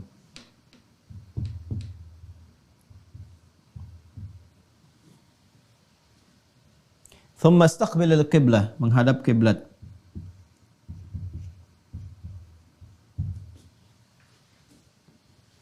Sudah? Idza qumta ila shalah fa asbighil wudu, thumma istaqbil al-qiblah. Kemudian menghadap ke arah kiblat. Ya, setelah sempurna ini baru dimulai. Fakabbir, baru dengan bertakbir. Nanti di situ ada detil.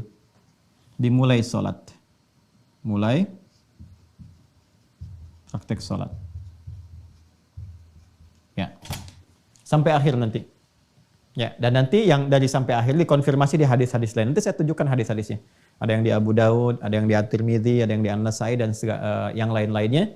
Ya, dari mulai mengangkat tangan bagaimana, niat kapan dilakukan, kemudian juga lisan mengucapkan apa, maknanya apa. Dan ini saat membahas ini semua itu akan didapatkan 3 pendekatan berdasarkan 3 muqaddimah di awal. Makanya muqaddimah itu ke bawah-bawah. Ya, maaf kalau muqaddimah itu panjang misalnya, kadang 2 jam lebih, 2 jam kurang. Ada beberapa edisi yang kita pecah karena memang ke bawah terus. Ya, kebawa terus sampai akhirnya. Dan mudah-mudahan saya tidak harus mengulang terus ya. Nah, ini 3 pendekatannya cara. Sudah? Caranya bagaimana? Cara wudhu bagaimana? Ya kan? Cara menghadap kiblat seperti apa? Praktek dari awal sampai akhir bagaimana? Ya. Kemudian bacaan terkait dengan makna.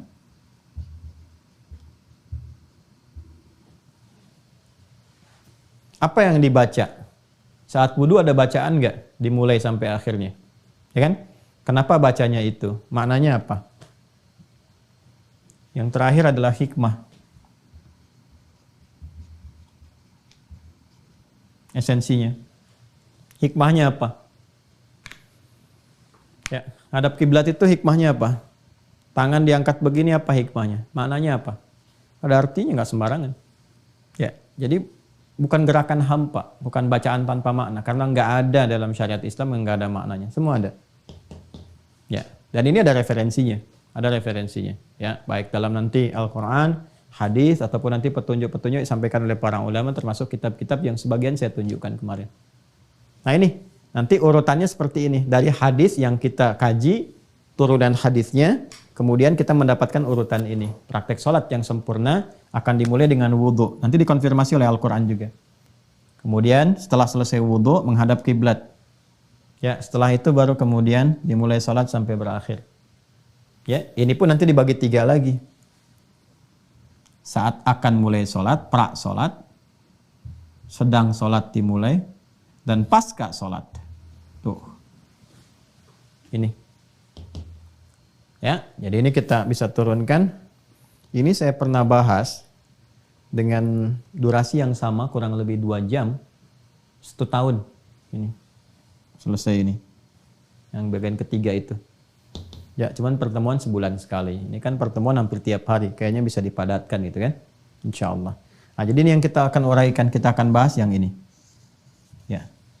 Tidak sekarang, nanti pertemuan berikutnya. Ya. Karena ini panjang nih. Kita butuh turunkan lagi. Kan kita harus bahas sesuai skema awal. Ya, makanya mohon izin sabar ya ngaji dengan saya itu. Saya nggak akan mungkin tiba-tiba langsung ngajarin ini wudhu. Maaf, bukan mengajarkan, tapi men-share kembali apa yang saya terima. Ya.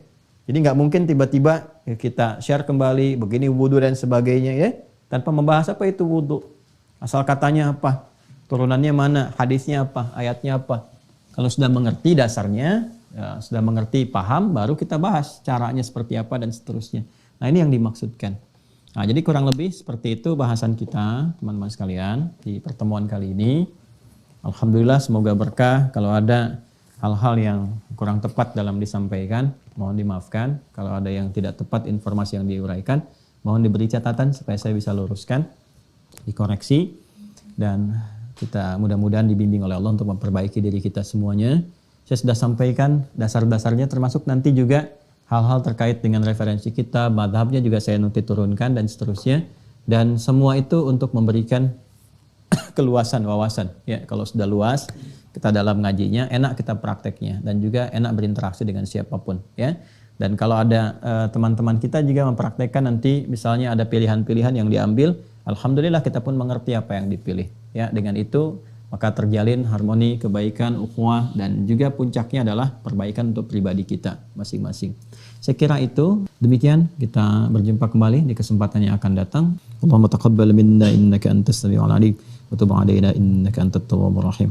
اللهم اجعلنا مقيم الصلاة ومن ذريتنا يا أرحم الراحمين وألحقنا بالصالحين مع الذين أنعمت عليهم من النبيين والصديقين والشهداء والصالحين وحسن أولئك رفيقا اللهم بارك لنا يا الله في هذا اليوم وفي كل الأيام الباقية يا رب العالمين كما تحب وترضى صلى الله على سيدنا محمد وعلى آله وصحبه أجمعين وآخر دعوانا سبحانك اللهم وبحمدك نشهد أن لا إله إلا أنت استغفرك ونتوب إليك والحمد لله رب العالمين السلام عليكم ورحمة الله وبركاته.